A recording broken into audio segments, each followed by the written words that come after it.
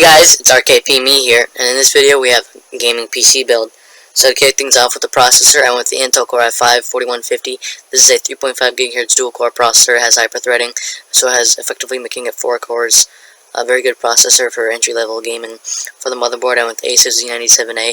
Has USB 3, has support for our video card, and has support for our processor up to 32 GB of RAM. It's a good motherboard. For RAM, I went with G-Skill Riptide Series 2x4 GB. 8 GB, running at 1600 MHz DDR3. For the hard drive, I went with the Western Digital Blue 1TB hard drive. This is operating at 7200 RPM, so it is a very fast hard drive. For the solid state drive, I went with the Samsung 840 EVO 256 GB SSD. Very fast SSD. You load Windows onto this bad boy, and your OS will boot in a second.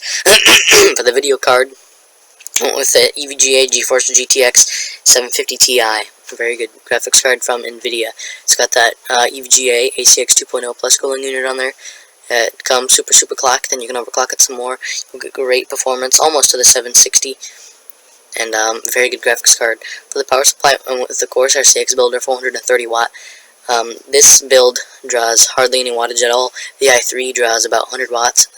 And the GTX 750 Ti draws about 60 watts of TDP, so it's a very low wattage build.